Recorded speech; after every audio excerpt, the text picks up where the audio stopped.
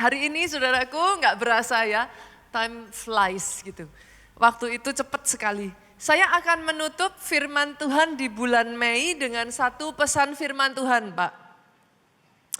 Yang berjudul POV baru.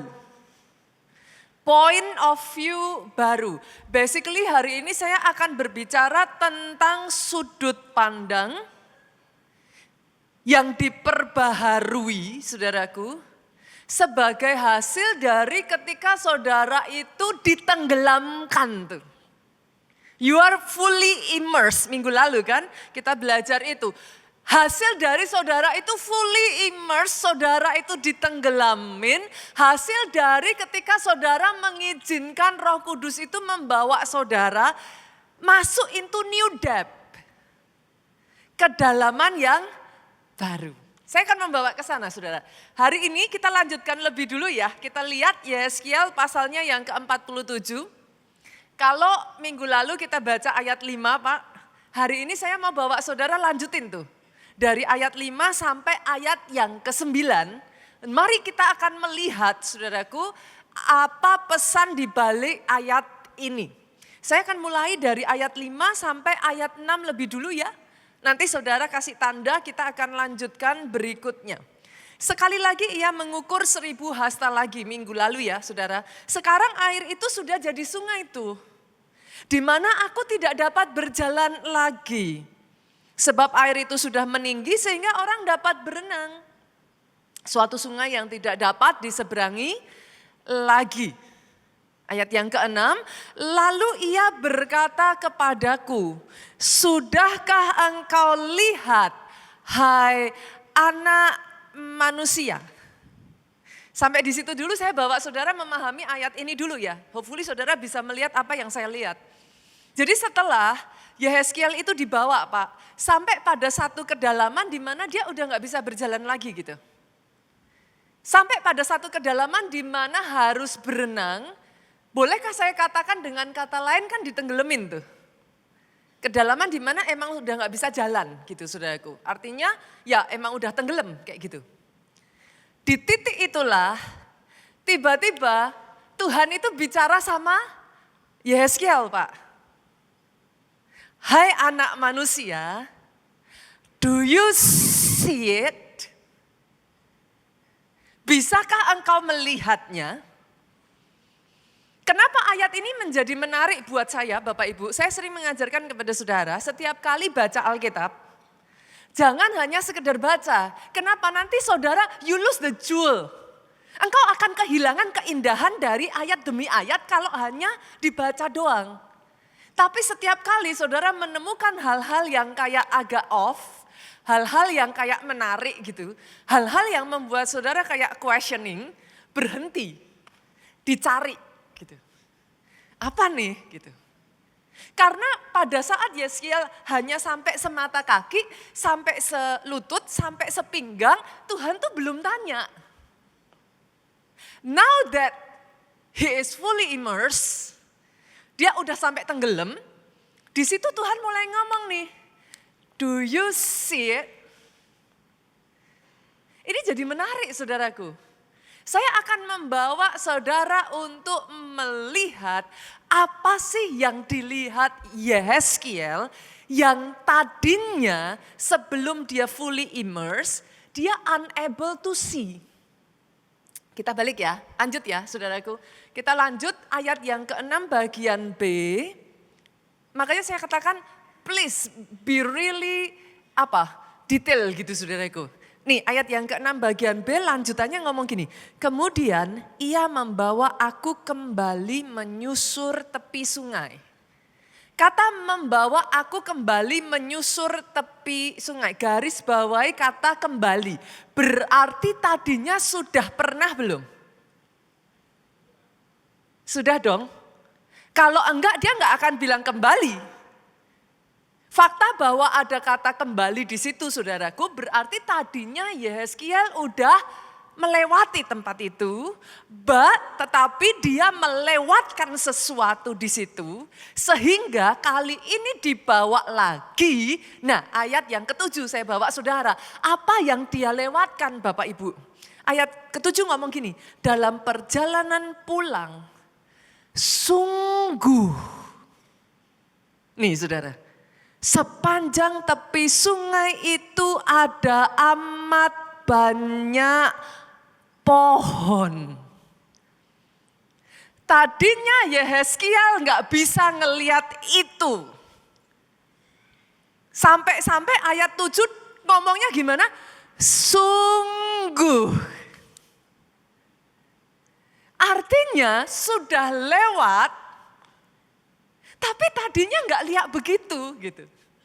Kali ini lewat lagi setelah dia fully immerse, the same thing, tapi sekarang dia gini, wow, sungguh banyak sekali ini pohonnya. Dengar ini saudaraku. Saya tuh menemukan di dalam, even in my own life ya Bapak Ibu. Ada sangat banyak kejadian in our life ya. Kadang kita tuh gak bisa ngeliat gitu. The vision is there, tapi somehow kita tuh gelap gitu. Kayak, I know, but how? Kita tahu tapi karena kita gelap gak bisa lihat, gak dapet tuh. Berapa banyak dalam kehidupan kita, kalau jujur ya saudaraku, kesempatan itu ada di depan mata. Tapi saudara gak nyadari itu. You missed it. Padahal dia di situ. Karena seringkali even kadang kesempatan itu muncul dalam bentuk masalah. You think that it is a problem gitu, ini masalah gitu. So, saudara nggak bisa melihat bahwa sesungguhnya di tengah masalah itu Bu, jalan keluarnya juga udah disediain di situ. Saudara terlalu terpaku pada masalah itu, sampai-sampai you cannot see the way out. Not only you cannot see the way out, saudara nggak bisa melihat the blessing behind the problem. Yang mengerti aminnya yang paling keras. Saudara pernah ngalami nggak ya kayak saya buat saudara yang sudah generasi kacamata. Buat saudara yang udah pakai kacamata aja, kira-kira kurang lebih saudara tahu lah ya, sudah usia-usia tertentu, maybe bahkan bukan itu saudaraku, mungkin saudara pakai sunglass lah. Pernah nggak ngalamin kayak saya? Satu kali saya pergi sama Pak Jo sama Pak Obaja. Kita jalan-jalan saudaraku, saya tuh pakai sunglass. Sambil waktu berjalan saudara, tanpa saya sadari, sunglassnya tuh saya taruh di atas kepala. Pernah ya saudara taruh sunglass di atas kepala kayak gitu kan. Terus jalan.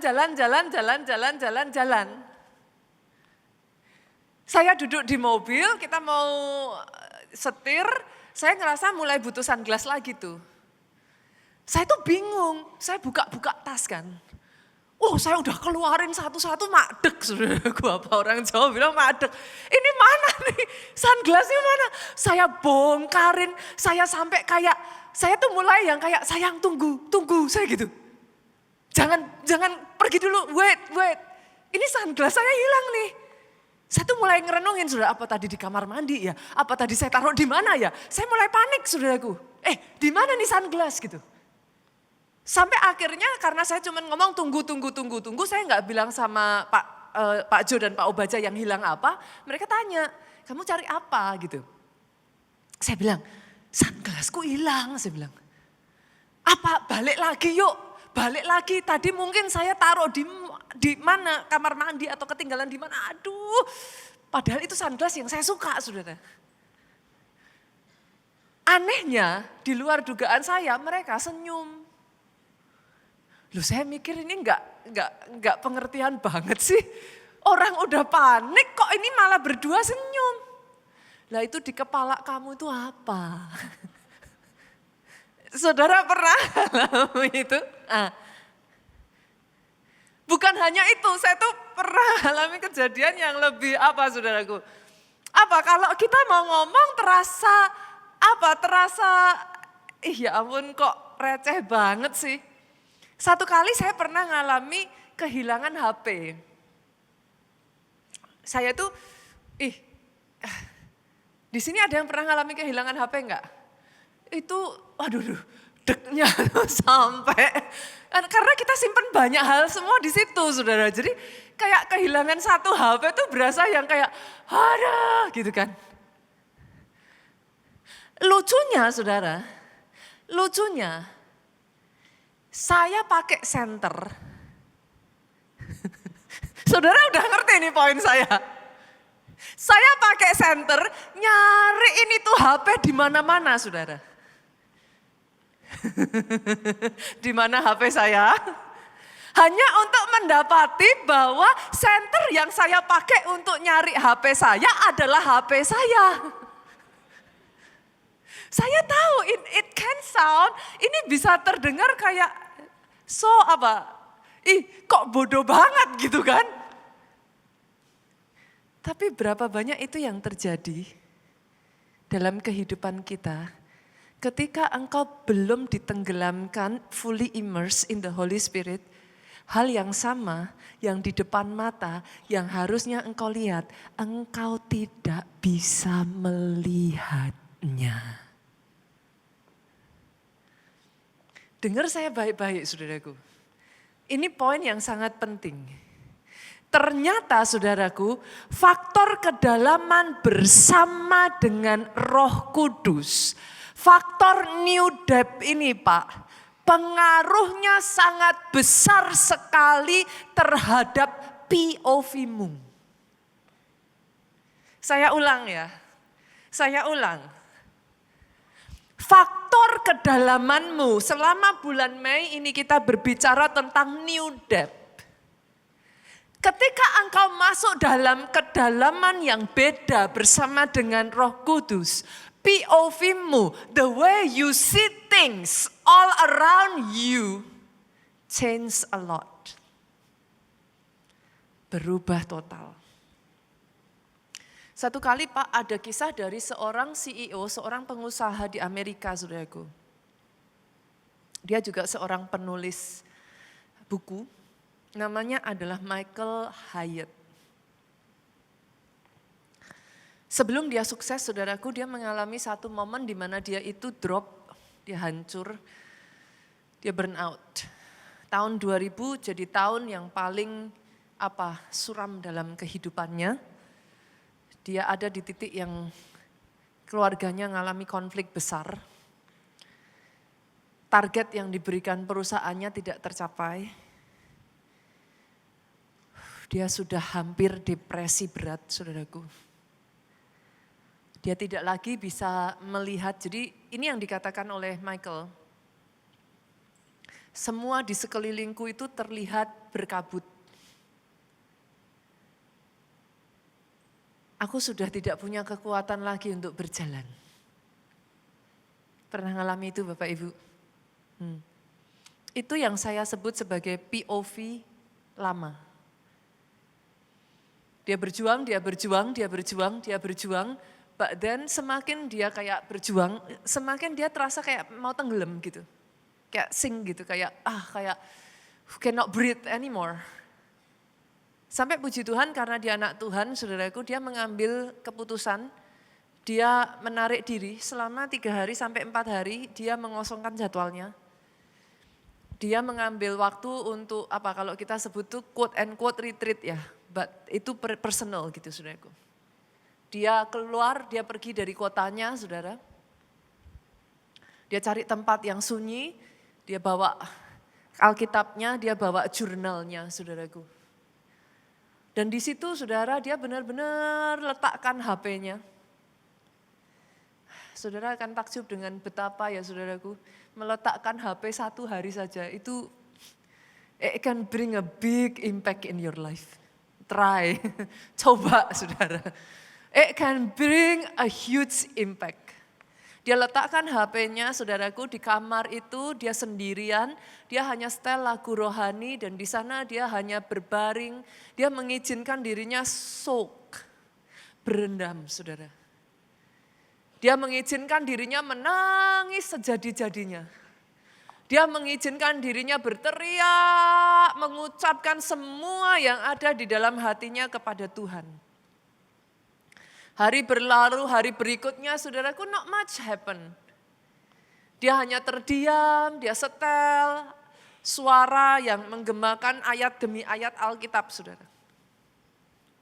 Hari berikutnya berlalu, saudaraku, dan tiba-tiba something happen.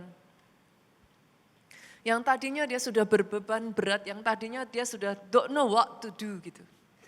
Tapi pada saat dia soak up, dia berendam di dalam hadirat Tuhan. Idea upon idea, itu tiba-tiba muncul, saudaraku.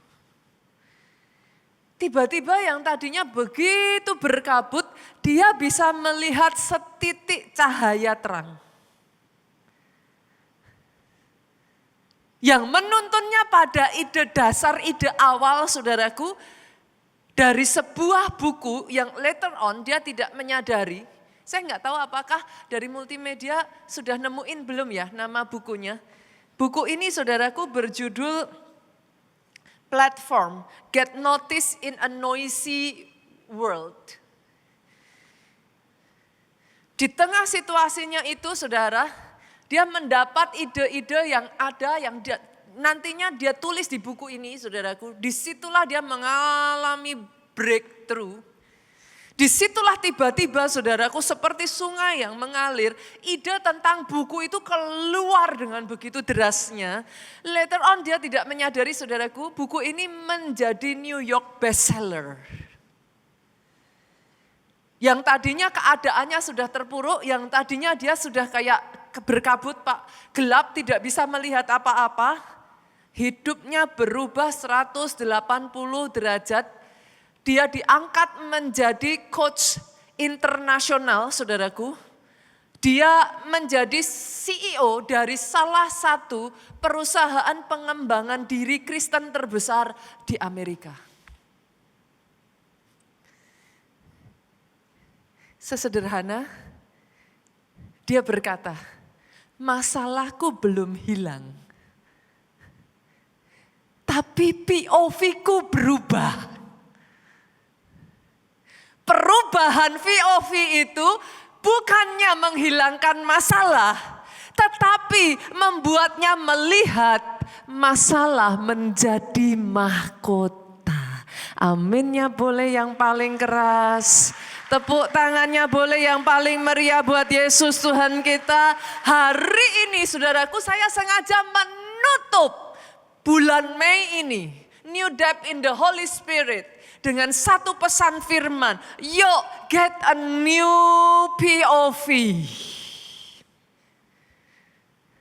Jangan jadi orang Kristen hanya semata kaki, di pinggiran saja. Jangan jadi orang Kristen KTP.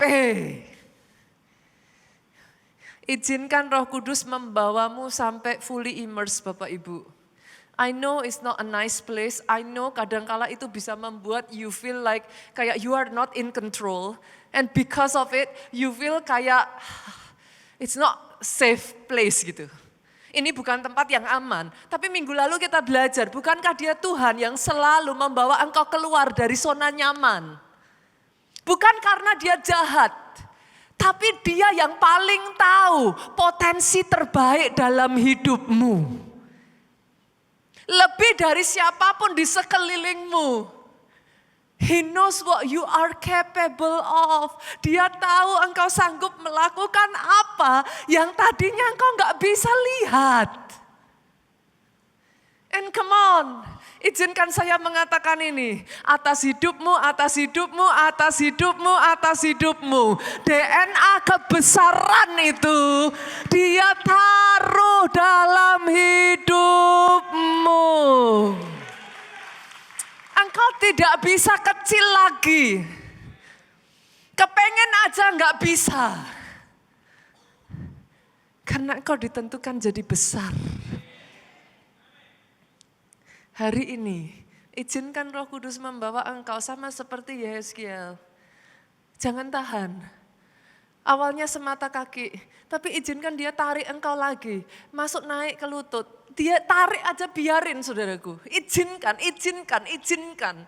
Pastor tapi berat, iya. Siapa juga yang bilang ketika engkau masuk sampai ke lutut, ke pinggang sampai ke dada saudara, saya tanya, apakah di sana gelombangnya airnya lebih ringan?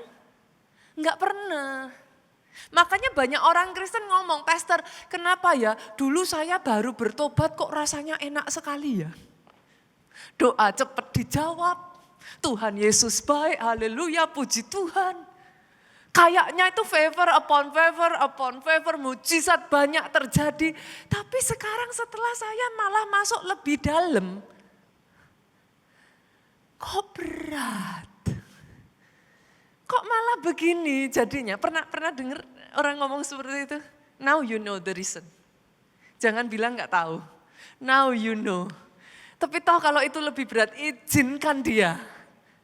Karena dia ingin membawa saudara melihat sesuatu seperti Yehezkiel. Lihat saudaraku, saya lanjutkan ya. Multimedia balik lagi yuk. Ayatnya tadi. Yehezkiel 47.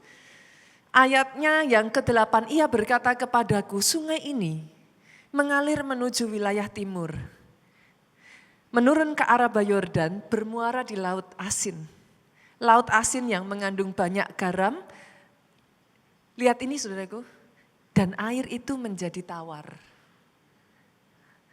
Sehingga kemana saja sungai itu mengalir, segala makhluk hidup yang berkeriapan di sana akan hidup. Itu yang Tuhan mau kerjakan atas hidupmu, saudaraku. Itu yang mau dia kerjakan. Let him. Jangan berhenti setengah jalan. Jangan berhenti hanya sampai ke pinggang. Engkau mungkin sudah melewati itu, tapi you cannot see before. Lihat ayat 9. Sehingga kemana saja air mengalir, segala makhluk hidup berkeriapan di sana akan hidup. Bukan hanya itu, ikan-ikan akan menjadi sangat banyak. Sebab kemana saja air itu sampai, air laut di situ menjadi tawar. Dan kemana saja sungai itu mengalir, semuanya di sana hidup. Jadi atas hidupmu. Oh, blossoming. Blossoming. Bukan tanpa masa lalu. Jangan lagi bilang, boleh gak sih Bapak Ibu? Jangan basi ya, jangan lagi bilang kayak gini. Kenapa Tuhan izinkan? Gitu. Maaf, bukan saya tidak, pastor kenapa pastor tidak bersimpati gitu. Kenapa pastor kok tidak bisa ngerti gitu, apa yang saya alami? No. Because karena setiap kali saudara melihat pattern itu, sadari, apa nih? Justru yang kau katakan bukan kenapa Tuhan izinkan. Engkau bisa berkata, berkat baru apa yang Tuhan mau berikan atas hidupku. POV-nya harus berubah. Hal yang sama yang tadinya kau lihat jadi masalah, sekarang kau bisa melihat ada berkat di balik masalah itu. Boleh ya Bapak Ibu ya? Jangan terus-menerus ngomong kenapa Tuhan izinkan, Tuhan jahat, Tuhan gak sayang saya lagi. Engkau bukan anak gampangan. Engkau dilatih. Sama seperti minggu lalu kau jadi Raja Wali yang bisa terbang tinggi. Bukan hanya sekedar anak ayam. Saudara pernah lihat kan, saya tuh sampai ketawa terpingkal-pingkal saudaraku. Pernah satu kali saudaraku anak ayam yang tidak pernah belajar makan, yang setiap kali cuman dikasih induknya cacing. Satu percobaan lucu dilakukan saudaraku, anak ayam itu ditaruh di tanah, cacingnya lewat, dia cuman gini, tapi itu cacing pergi, dia marah, dia jengkel, Ada di sini yang mau jadi orang Kristen kayak begitu? Senggol kiri kanan. Orang Kristen seperti apa kau mau jadi? Kayak gitu.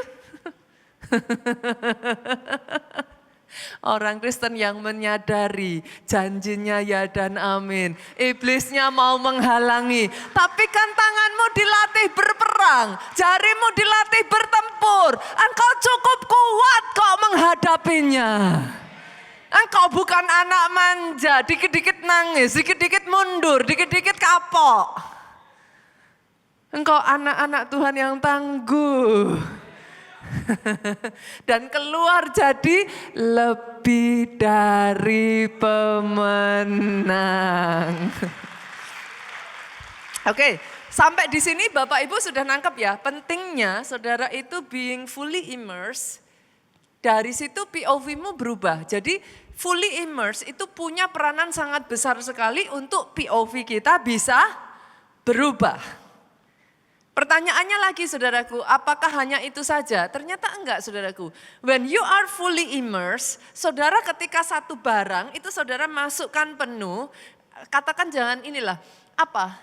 Ibu-ibu di rumah, punya spon kan? Nyuci piring? Oke. Saudara masukkan spon itu ke dalam air, apa yang akan terjadi? Semua air itu akan diserap ke dalam rongga-rongga yang kosong. Dari spon itu, kalau diperbesar tampilannya saudaraku, kelihatannya sponnya masih sama. Betul? Tapi begitu di zoom, saudara akan melihat sekarang sudah enggak sama lagi. Di dalam spon itu dia sudah cover dengan air. Yang mengerti aminnya yang paling keras? Oke. Apa yang terjadi saudaraku ketika saudara mengizinkan dirimu fully immersed? Ketika engkau ditenggelamkan, ketika engkau penuh dengan Roh Kudus, dengan kata lain, air itu menguasai spon ini. Betul? Bolehkah saya katakan? Dengan kata lain, spon ini sekarang tidak lagi dirinya. Yang kaku jadi lembut. Betul ya? Nah, apa yang terjadi ketika itu dialami dalam kehidupan kita? Dengar ini Bapak Ibu. Satu persatu indera rohanimu mulai diaktifkan. Karena tadinya kering. Sebelum engkau kepenuhan, yang aktif itu adalah indera jasmani. Tapi when you let the Holy Spirit fill you, engkau tuh di fully immersed, itu satu persatu tuh nyala tuh. Indera apa? Yang pertama penglihatan tadi, POV itu. POV dirubah saudara. Now you see differently. Saya kasih contoh lagi ya, Filipi 3 yuk. Filipi 3 ayatnya yang ke-7 sampai 9. Multimedia boleh bantu? Ini kata-katanya Rasul Paulus saudara, tetapi apa yang dahulu merupakan keuntungan bagiku, sekarang kuanggap rugi karena Kristus. Ini orang yang POV-nya udah berubah tuh kayak gini saudara. Tadinya rugi, sekarang untung. Dimarahin, diinjak-injak, saudara diem, saudara ngalah, tadinya rugi. Tadinya bodoh, sekarang untung. Bisa ngelihat saudaraku?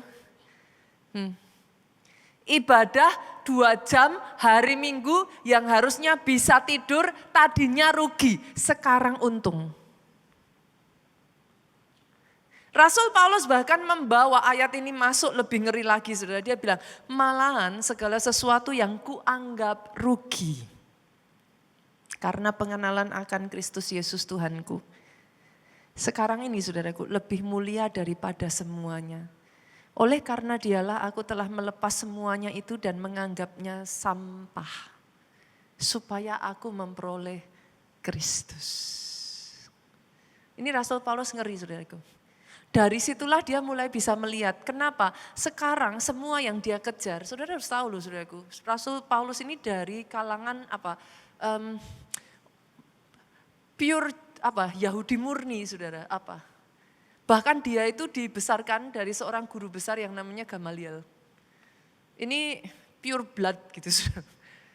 Ini benar-benar orang yang kayak dipersiapkan gitu Pak, sudahan.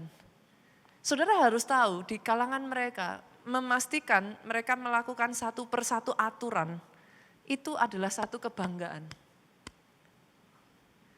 Tapi lihat dong, ayatnya yang ke-9. Sekarang setelah POV-nya berubah, Rasul Paulus tuh bisa melihat yang tadinya dia nggak bisa lihat. Berada dalam dia dan berada dalam dia bukan dengan kebenaranku sendiri karena mentaati hukum Taurat. Dulu dia berpikir, itulah kebenaran itu adalah ketika dia mentaati satu persatu hukum Taurat.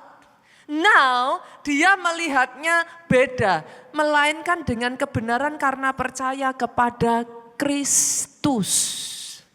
Dia tidak selamat karena perbuatan baik. Dia tidak selamat karena kebenarannya. Tapi dia ngomong gini saudaraku, sekarang kebenaran yang Allah anugerahkan berdasarkan faith. Saudara bisa melihat ya, how when your POV change, everything change. Tahukah saudara kenapa suami istri sering bertengkar? POV-nya beda. Semakin seorang istri berusaha supaya suami ngerti POV-nya dia, pertengkarannya lebih gede. Mau saudara ngomong apalah? Kamu tuh gak ngerti, nanti pasangan saudara akan bilang, kamu yang gak ngerti. Memangnya aku bodoh. Dari tadi kamu ngomong masa aku gak ngerti. Unless salah satu mau meletakkan POV-nya dan mengikuti POV pasangannya, dan baru saudara bisa ngerti. Make sense, Bapak Ibu? Hanya ketika kau kepenuhan Roh Kudus, POV itu dikuasai sehingga sekarang you see it differently.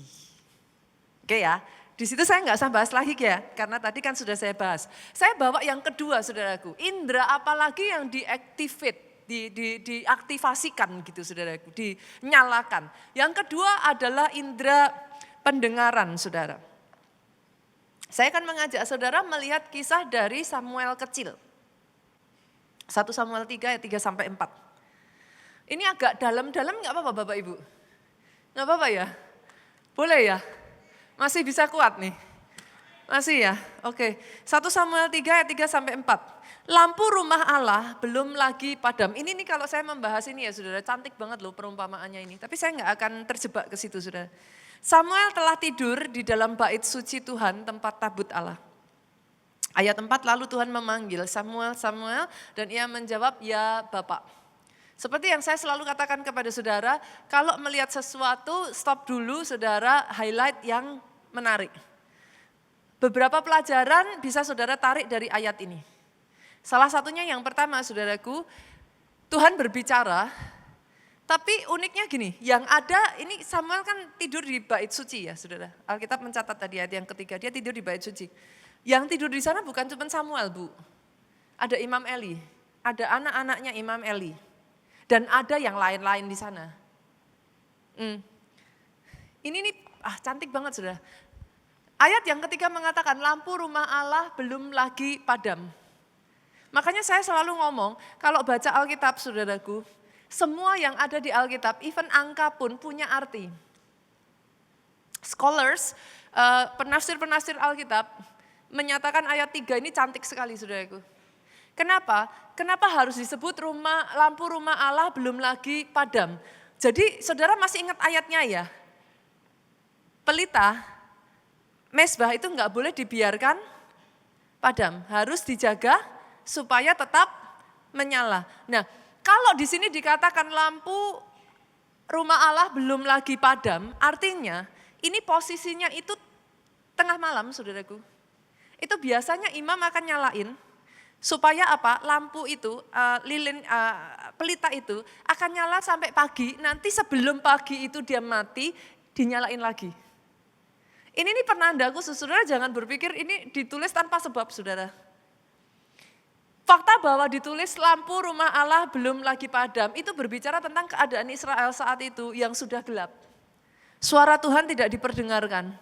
Imam Eli dan anak-anaknya sudah bobrok, saudaraku, sehingga tidak ada lagi suara itu muncul. This is very beautiful. Kenapa, saudaraku, buat scholars? Karena di titik itulah seorang nabi dibangkitkan, saudara. Di titik itulah seorang nabi dipanggil di masa kecilnya, saudaraku. Tidak ada satupun yang lain yang mendengar suara Tuhan, tetapi Samuel mendengar suara itu.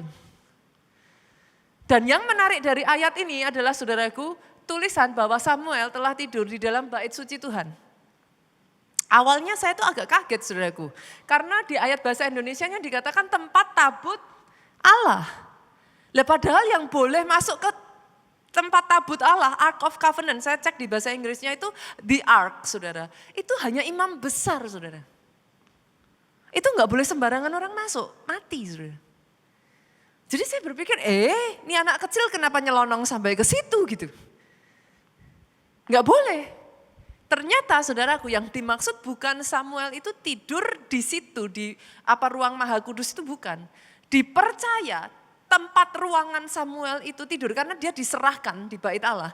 Itu sangat dekat sekali dengan tempat tabut perjanjian. Dan percayalah, saudaraku, itu bukan masalah cocokologi dalam Alkitab. Semuanya itu memang ada artinya.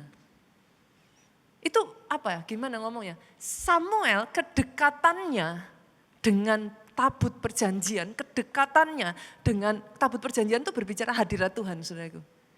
Itu mengasah telinganya menjadi peka, saudara. Masalah, setujukah saudara kalau saya katakan ini, masalah kebanyakan orang Kristen karena nggak bisa dengar suara Tuhan.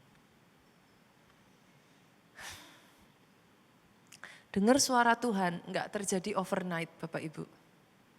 Unless Tuhan mau menyatakan dirinya kepada saudara secara khusus. Dengar suara Tuhan, Alkitab mencatat, tiap pagi telingaku dipertajam. Makanya orang Kristen butuh saat teduh. Jadi saat teduh, itu seperti saudara, korek telinga, saudara. Ketika tertutup dan tersumbat, saat teduh itu tiap hari mengizinkan saudara untuk membersihkan setiap sumbatan supaya kau bisa mendengar suara Tuhan. Senggol kiri kanan, kita butuh saat teduh. Jangan tanya terus kenapa kok saya nggak bisa dengar suara Tuhan, Pastor. Kenapa? Saat teduhnya, saudaraku, sebulan sekali. Sumbetannya udah banyak. Udah numpuk tuh. Jadi susah, karena saudara nggak bisa dengar suara Tuhan, jalanmu nabrak tuh. Salah langkah, salah lagi. Jadi yang kedua, yang Tuhan mau buka, saudaraku, adalah indera pendengaranmu. Kenapa, saudara? Ini yang akan terjadi ya, lihat ya, saya bukakan ya, Yesaya 30 ayat 21 yuk. Dan telingamu akan mendengar perkataan ini dari belakangmu. Ini nanti saya jelaskan maksudnya. Inilah jalan, berjalanlah mengikutinya. Entah kamu menganan atau kamu mengiri. Maksudnya gimana, Pastor, dari ayat ini? Kayak gini, saudaraku. Saudara pertama kali belajar berenang, langsung bisa renang enggak? Mostly, pertama kali belajar berenang, even though ada coach di situ, fokus saudara pada apa? Coba, pertama kali berenang. Pertama disuruh coach untuk nyelam, tuh fokus saudara kemana? Dengar suaranya coach atau yakin bisa dengar suara coach, Pak? Bisa? Saya pertama dulu belajar berenang, saudaraku. Maybe because of it ya, saya gagal ya. Because of it. Saya sudah terlalu panik bahwa air itu akan masuk. Saya udah kebingungan. Saya udah ketakutan. Sampai suara coach itu enggak kedengeran. Saya sibuk ngurusin ketakutan saya, gimana supaya saya enggak tenggelam. I don't know with you tuh, gitu. Apakah di sini langsung suara coach terdengar jelas? Setelah saudara mulai bisa berenang, saudara mulai menguasai diri, di titik itu baru pelan-pelan suara itu kedengeran. Kebanyakan di awal, saudara bahkan kalau bisa ya, kayak kemarin saya khotbah itu, selama saudara masih tendang itu coach saudara, sudah tinju dia, ya nggak akan bisa. Tapi banyak di antara kita kan sering gitu tuh. Suara Tuhan muncul tuh, kita ngomongnya apa? Dalam nama Yesus aku tengking engkau, enyah engkau keluar. Betul kan? Pernah ngalami itu? Belum bisa dengar, karena suara itu kenapa dikatakan kayak dari belakang. Itu suara itu kayak kecil sudah, tipis, kayak nggak kedengeran tuh. Pernahkah saudara berpikir di posisi darurat, kenapa pilot bisa landed safely? Coba renungkan perkataan saya ini. Apakah pilot punya penglihatan yang begitu tajam sampai dia bisa melihat jauh, saudaraku, melampaui awan-awan gelap itu? No. Yang perlu dia dengarkan adalah suara dari menara kontrol. Naik 300 feet. Coba arahkan tuh. Agak miring sekian derajat ke kiri. Di depanmu ada satu bandara yang kamu bisa mendarat.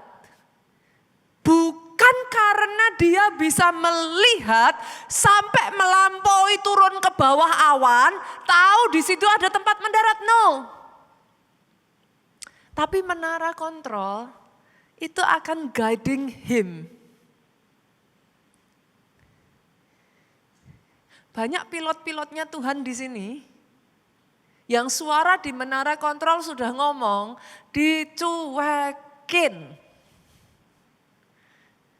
Naik 300 kaki, enak aja, susah, repot. Miring 15 derajat ke kiri. Kenapa? Ngapain harus begitu? Buat apa? Senggol kiri kanan Bapak Ibu, saat teduh itu sepenting itu. Saat teduh itu sepenting itu. Kalau engkau tidak mendisiplin dirimu, kalau engkau tidak belajar memaksakan dirimu, telinga roh nggak diaktifasi, engkau nggak bisa dengar. Di dalam engkau tidak bisa mendengar, yang kau dengar apa? Suara ketakutan. Suara ketidakberdayaan. Suara dunia di sekelilingmu. Itu yang bikin saudara meluncur terjun bebas. Habis, crash. Make sense Bapak Ibu? Apakah saya membuat ini cukup masuk akal buat saudara? Make sense ya? Senggol kiri kanan. Saat teduh beneran ya. Di sini saudara bilang amin, amin, amin, pulang nanti molor lagi saudaraku, tidur lagi gitu, bantal lebih nyaman pastor. Tapi sepenting itu, seriously sepenting itu saudaraku. Itu akan menyelamatkan hidupmu di momen-momen darurat. Kalau kau nggak bisa mendengar suara dari menara kontrol itu, pesawat itu bahaya Pak, it's very dangerous Pak. Dia akan floating around, tinggal tunggu waktu bensinnya habis and crash. Gitu. Jadi yang kedua, yang Tuhan mau pertajam pendengaranmu. Yang ketiga, yuk kita lanjutkan Bapak Ibu. Masih kuat? Masih tahan? Masih tahan ya? Oke, saya lanjutkan. Yang ketiga, yang dia mau ubah adalah perkataan Bapak Ibu. Tahukah saudara, ketika engkau kepenuhan Roh Kudus masuk dalam, perkataannya juga berubah saudara. Kita lihat Yesaya 50 ayatnya yang keempat-A. Tuhan Allah telah memberikan kepadaku lidah seorang murid. Apa yang terjadi ketika lidahmu itu diubah? Lidahmu itu dikendalikan, ada kekangnya, lidah seorang murid. Supaya dengan perkataan aku dapat memberi semangat baru kepada orang yang letih lesu. Jadi orang Kristen, sama-sama orang Kristen, Kalau saudara fully immersed dengan enggak, totally different. Nanti saudara bisa ngelihatnya di mana? Lidah. Karena Alkitab ngomong, saudaraku, dari dalam hati itu mengalir perkataan. Ayatnya di mana, Pastor? Yuk, buka yuk, Matius. Multimedia boleh bantu saya, Matius 12 ayatnya yang ke-34. Sudah muncul di depan Bapak Ibu? Oke. Yuk sama-sama kita baca yuk 23. Hai kamu, keturunan ular bedudak, bagaimanakah kamu dapat mengucapkan hal-hal baik sedangkan kamu sendiri jahat? Ini poin utamanya. 23. Karena yang diucapkan mulut meluap dari hati. Kata meluap, saudaraku, itu bukan cuma nanti sesekali keluar apa. Enggak. Kata meluap tuh gini, yang di dalamnya udah penuh, nanti keluar kata apa, itu dari kepenuhan yang di dalam. Jadi jangan heran saudaraku kalau yang di dalamnya penuhnya adalah sakit hati. Saudara dekat-dekat orang yang sakit hati, maka kata-kata yang keluar adalah kata-kata. Pernah nggak ngalami ketika saudara sakit hati begitu rupa saudara simpen, setiap kali ngomongan munculnya akan itu. Dan itu nggak bisa ditolong saudaraku. Dari dalam itu akan mengalir keluar saudara. Hanya ketika saudara fully immersed dengan Roh Kudus, bisa diubah tuh. Kata-katanya yang mengalir keluar sekarang bukan lagi perkataan sia-sia, bukan lagi sumpah serapah Bapak Ibu. Kata-katanya yang mengalir keluar sudah berbeda. Boleh ya Bapak Ibu ya. Sudah totally sekarang berbeda. Inilah yang terjadi dalam kehidupan Petrus. Petrus yang sama, masih ingat pernah ditegur Yesus apa? Engkau iblis diamlah, masih ingat?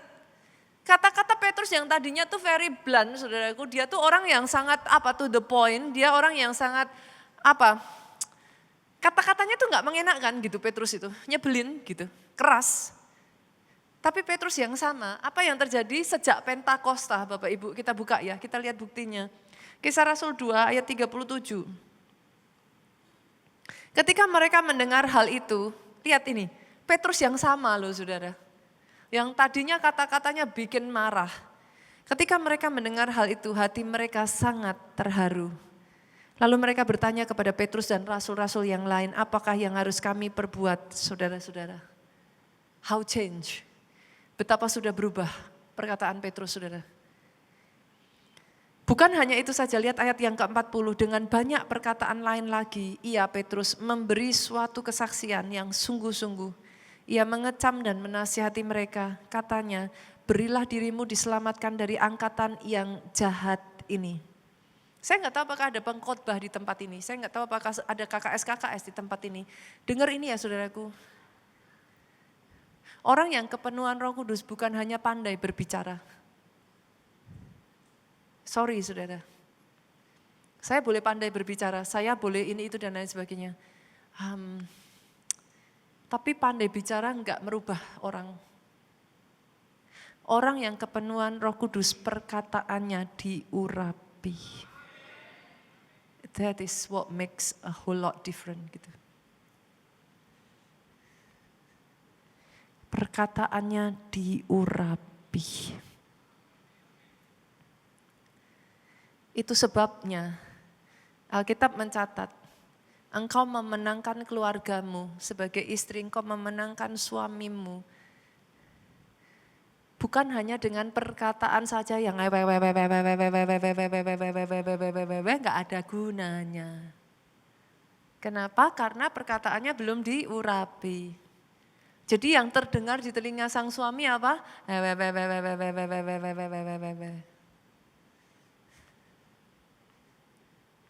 Tapi tindakannya toh, jangan cuma ngomong saja. Tapi kalau saudara diurapi perkataannya, saudara akan takjub dengan bagaimana saudara baru ngomong sedikit aja ya, somehow itu sudah sampai masuk ke dalam. That is the difference. That is the difference. Dan sejak saat ini saya perkatakan ya, yang keluar dari mulutmu bukan lagi caci maki, yang keluar dari mulutmu bukan swearing word, bukan kata-kata sia-sia. Yang keluar dari mulutmu mulai detik hari ini adalah perkataan yang memberkati, membangun, menguatkan, jadi berkat. Tepuk tangannya boleh yang paling keras. Jangan naif dengan ngomong gini, ups, bercanda. Enggak ya Bapak Ibu? Sadarkah saudara perkataan bercandamu buat seseorang itu bisa seumur hidup diingat loh. Ups, maksudku bukan gitu kok. Ah, kamunya aja yang baperan. No ya, you are responsible over your word. Be very careful with it. Sama-sama, Pastor, kalau saya nggak tahu mau ngomong apa, dikunci aja mulutnya. Emangnya harus selalu ngomong? Lah kalau nggak tahu mau ngomong apa, setidaknya kalau kau belum bisa mengatakan iman dari rencana Tuhan atas hidupmu, kunci aja dulu. Daripada menghancurkan hidupmu dengan perkataan negatif. Yang sepakat aminnya yang paling keras. Boleh ya Bapak Ibu ya. Enggak harus selalu ngomong kok, enggak harus selalu ngomong. Kalau belum bisa ngomong puji Tuhan, rencana Tuhan besar, Tuhan dahsyat. Aku percaya di balik ini semua ada anugerah Tuhan. Kalau belum bisa ngomong itu, kunci aja. Kalau mau ngomong,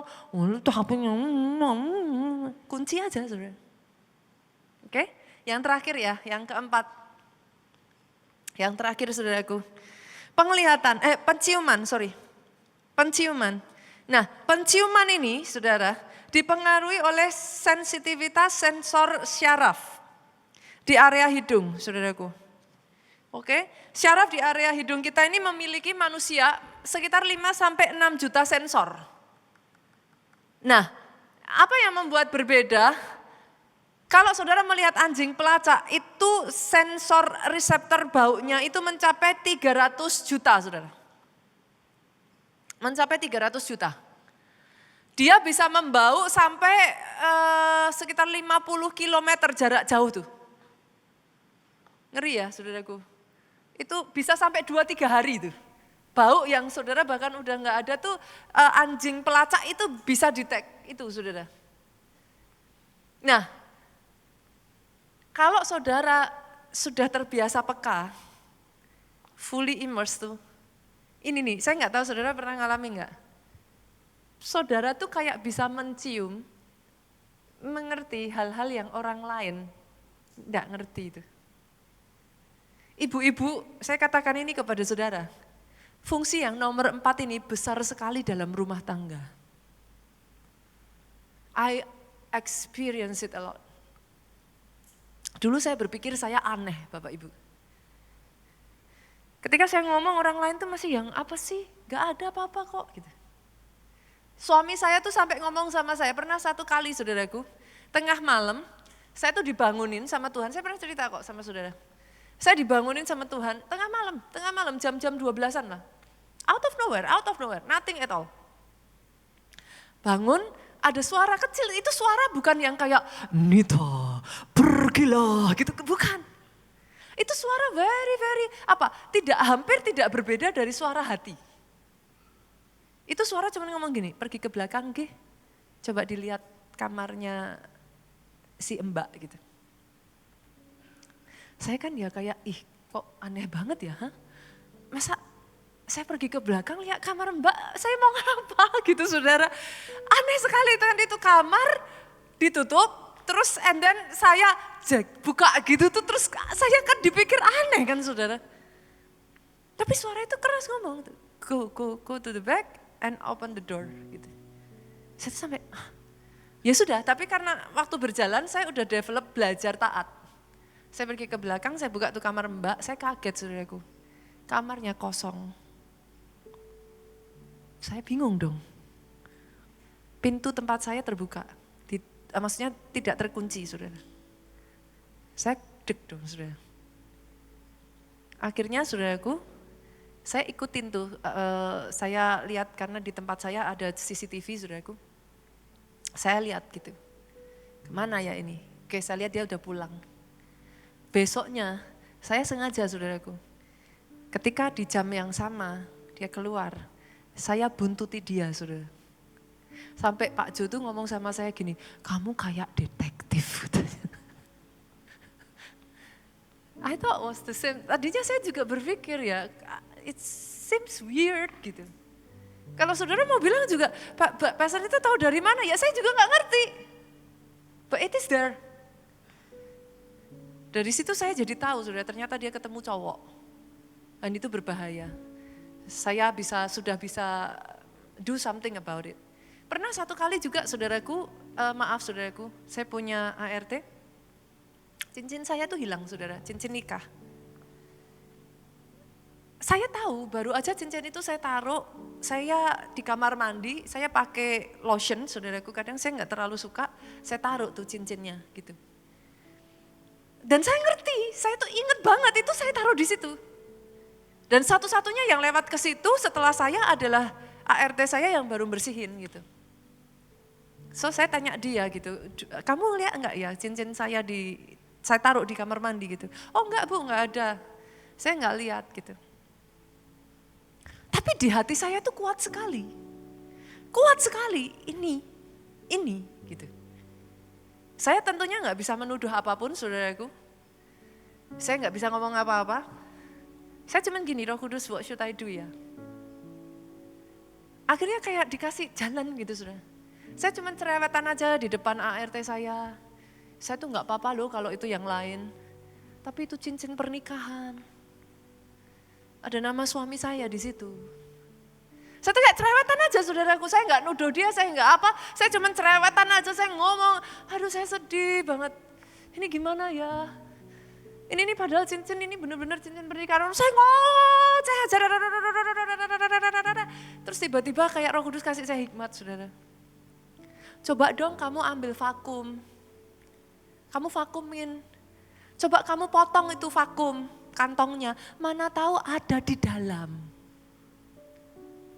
Jadi saya enggak nuduh dia, saya kasih dia way out saudaraku. Saya kasih dia jalan keluar. Saya enggak tahu apakah ketika saya ngomong seperti ini terlalu vulgar buat saudara, tapi hopefully saya menceritakan ini tidak salah ya saudaraku. So that you know, in our little, di dalam setiap langkah-langkah kecil, ketika kau berjalan dengan Roh Kudus, itu bisa sampai segitunya. Coba sobek itu kantong vakum, pasti ada di dalam situ.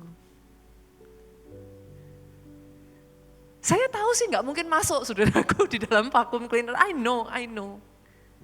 But I just give her a way out gitu. Dan benar saudaraku, dia ngomong, betul ibu, betul ketemu di dalam vakum. Puji Tuhan, saya bilang.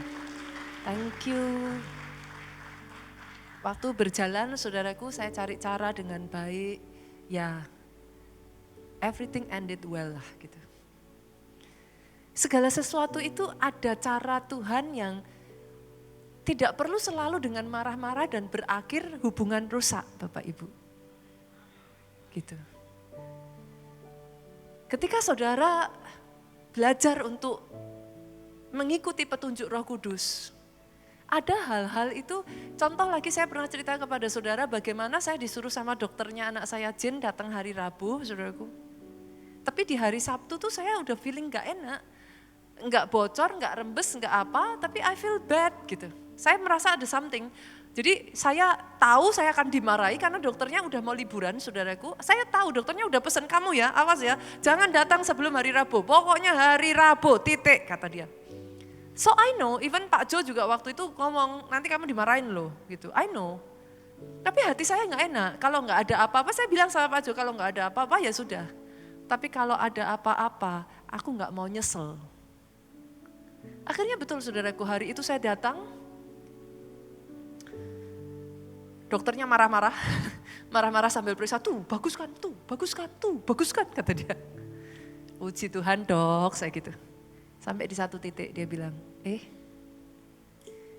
kamu gak rembes kata dia. Anak sudah 2 loh dok, masa gak tahu kalau rembes, saya bilang. Jadi ternyata plasenta anak saya ini menyedot air ketubannya. Itu dokternya sampai minta maaf sama saya, saudaraku. Sampai detik hari ini. Dia masih minta maaf, saudara. Itu kalau saya datang hari Rabu, dia bilang, saya nggak akan jumpa anak saya. Hari itu saya langsung masuk, saya langsung dipasangin alat. Saya langsung diusahakan untuk saya bisa lahiran secara normal lebih dulu, saudaraku. Ended up saya harus disesar karena tidak bisa. Kalau itu tidak dilakukan, kalau hari itu saya tidak datang, maka maybe hari ini saudara nggak bisa lihat jin kecil. Anak itu tidak akan ada bersama kita. So, in case saudara berpikir, you think that, udahlah jadi orang Kristen nggak usah rohani-rohani amat, pastor. Jadi orang Kristen itu udahlah, ya yang penting saya ke gereja hari Minggu aja lah, pastor, udah enough gitu. Pastor mau apa sih, nggak usah yang sampai nanti jadi aneh, pastor. Justru ketika engkau mempertajam, engkau soak up, engkau fully immerse, engkau jadi bisa mendengar yang engkau tidak bisa dengar sebelumnya. Sama seperti Elisa. Waktu Naaman terima pemberian, Gehasi terima pemberian dari Naaman. Alkitab tuh mencatat loh, bukankah hatiku mengikuti engkau? Itu ngeri loh saudara, sampai di level tertentu bisa sampai kayak begitu loh.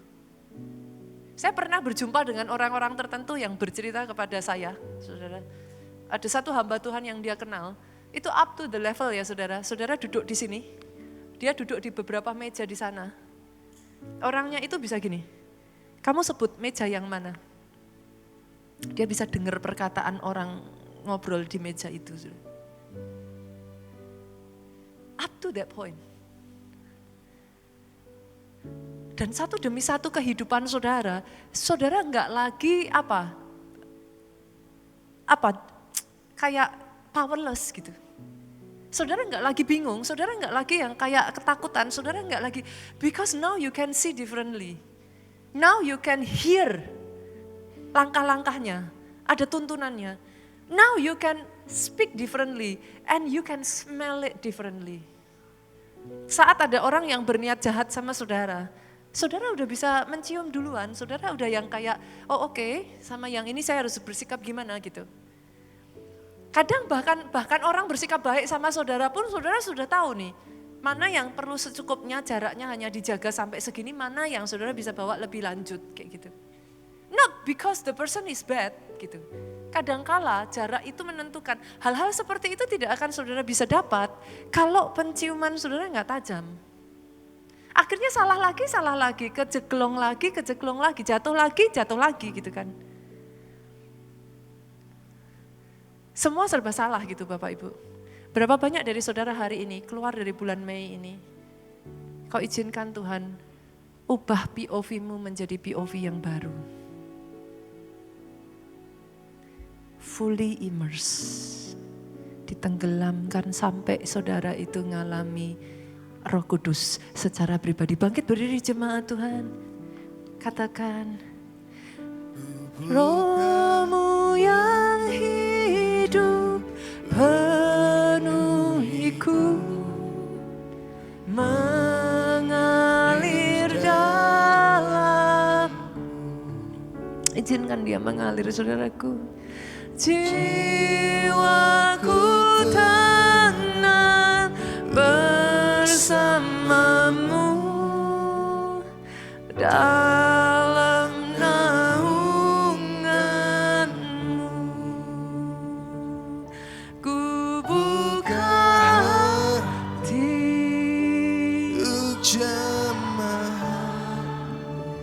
belajar saudaraku. Izinkan. Kau ambil alih Tuhan.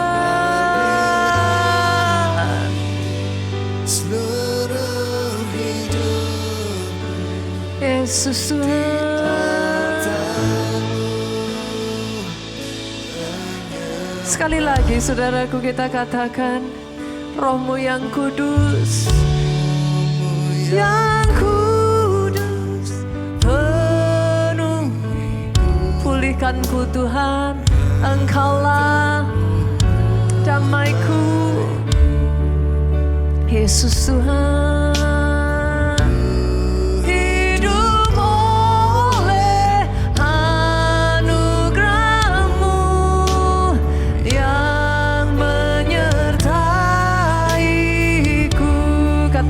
yang menyertaiku, yang menyertaiku. Ku buka hati, berserah penuh. Hari ini saudaraku, letakkan belajar. Izinkan dia fully soak up, immerse in the Holy Spirit.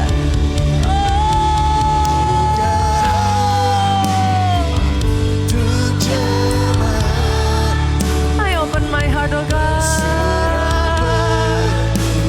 Setiap hari yang penuh dengan kegalauan, hati yang penuh dengan ketakutan, ambil alih.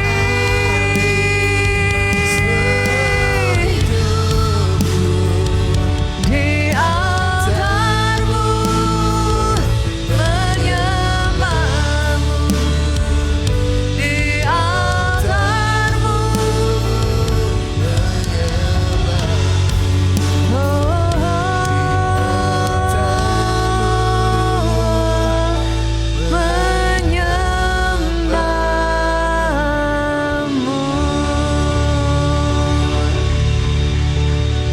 Hambamu berdoa Tuhan satu persatu. Saudaraku izinkan Roh Kudus ingin, Roh Kudus rindu. Engkau melibatkan dia dalam kehidupanmu. Engkau menyadari that you need him. Kami perlu Engkau Roh Kudus. Kami tidak bisa hidup dengan kekuatan kami sendiri. We need you Holy Spirit God. Then and only then, hidup ini penuh dengan kedamaian. Ada the sense of keyakinan, ada satu rasa yakin di dalam hati, kemantapan hidup jadi kokoh. Karena kami tahu kami tidak berjalan sendiri. Firman-Mu berhenti disampaikan, biar Roh Kudus-Mu terus bergerak dan bekerja di dalam kehidupan setiap kami.